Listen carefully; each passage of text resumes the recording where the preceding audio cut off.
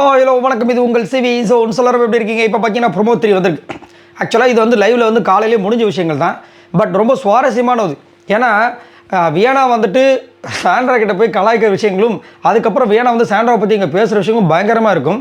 சாண்ட்ராவோட விஷயங்கள் அப்படியே கொஞ்சம் கொஞ்சமாக வெளியே வருது. ஏன்னா 2-3 நாளாக பார்த்தீங்கன்னா கொஞ்சம் நடிக்கிற விஷயங்கள்லாம் பண்ணிட்டு இருந்தாங்களே, இப்போ கொஞ்சம் திரும்ப மாறுறாங்க, பழைய சாண்ட்ராவை மாறுறாங்க.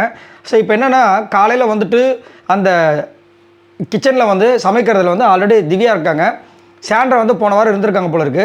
வியானா வந்து நான் வந்து குக் பண்ணுறேன் அப்படின்றாங்க. அவங்க வந்து ஆக்சுவலாக கண்டஸ்டன்ட் கிடையாது, கெஸ்ட்டு. ஏன்னா கண்டஸ்டண்ட்டாக இருந்த காலம்லாம் போச்சு, எவிக்ட் ஆகிட்டாங்க. அவங்க என்ன சொல்கிறாங்களோ அதுக்கு இவங்க சரின்னு தான் சொல்லணும். இவங்க வந்து ஆர்டர்லாம் போடக்கூடாது, இந்த வேலையை செய்ய அந்த வேலையை செய்யணும்.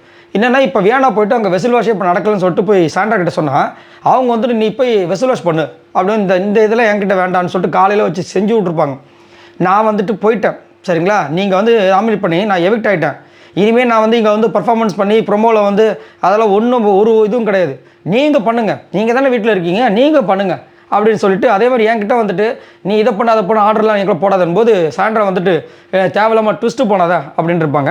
அதுலேயும் சாண்ட்ரா கிட்ட சரி வந்து வினோத் கேட்பார், அவங்க வந்துட்டு சமைக்கட்டுங்க, நீங்கள் வந்து வெசல் வாஷிங் வாங்கினா வர முடியாது, வேறு ஏதாவது வேலைக்கு போக முடியாது. சாண்ட்ராவோட பதில், நான் கிச்சனில் மட்டும் தான் இருப்பேன், முடிஞ்சால் இது பண்ணுங்கள், இல்லையா நான் சைலண்ட்டாக உட்காந்துக்கிறேன். ஏன்னா வீட்டில் வந்து நிறைய வேலைகள் இருக்குது இல்லையா, வேலைகள் இருக்குது, டாஸ்க் இருக்குது, இதெல்லாம் பண்ணுறதுக்கு டைம் இருந்தால் தானே. அவங்க எப்படி சொல்கிறாங்க பாருங்கள். அடுத்தது அது எப்படி முடியுது, அந்த பக்கம் கான்வர்சேஷன் வந்து வியானா வந்து திவ்யா கிட்டேயும் வினோத்துக்கிட்டையும் பேசுகிற விஷயங்கள். அதாவது வேலை செய்ய அவ்வளோ வலிக்குது அந்த அம்மாவுக்கு, அதுவும் இவில்னஸ். ஏன்னா நான் எவில்னஸ்ன்னு சொல்லிட்டேன், ஒருத்தங்க கரெக்ட் பண்ணியிருந்தாங்க, எவில் இல்லை ஈவில் அப்படின்னு. ஈவில்னஸ் வந்து உடம்பு ஃபுல்லாக ஊறிய ஒரு ஆள் தெரியுமா அவங்க. அப்புறம் என்னை வந்துட்டு இவங்களே நாமினேட் பண்ணுவாங்களாம். அதுக்கப்புறம் நான் வீட்டுக்கு உள்ளே வரும்போது நான் உன்னை ரொம்ப மிஸ் பண்ணேன் அப்படின்னு சொல்லுவாங்களாம். கிழிச்ச எனக்கு தெரியாது அப்படின்றாங்க. அதுக்கப்புறம் வாய் நடிப்பு எல்லாம் சீரியல் பண்ணி ஃபுல்லாக நடித்து இங்கே ஒருத்தராக அனுப்பி விட்றது.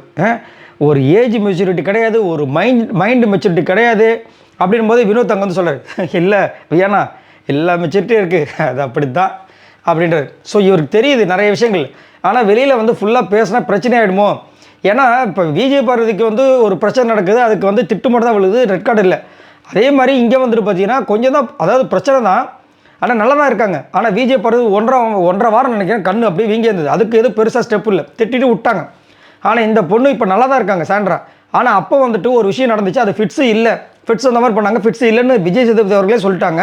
பட் இருந்தாலும் அவங்க எல்லாருக்கும் உள்ளே இருக்கவங்களுக்குலாம் நடிப்புன்றது தெரியுது. ஆனால் பயமாக இருக்குது சொல்கிறதுக்கு.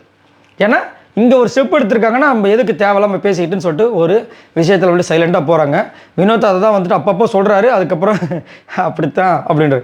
இதே வந்து கேமராலாம் இல்லாமல் தான் கண்டிப்பாக சொல்லியிருப்பான்னு நினைக்கிறேன். இதை பற்றி மறக்காமல் கமெண்ட்ஸ் பண்ணுங்கள். பாய் நண்பர்களே.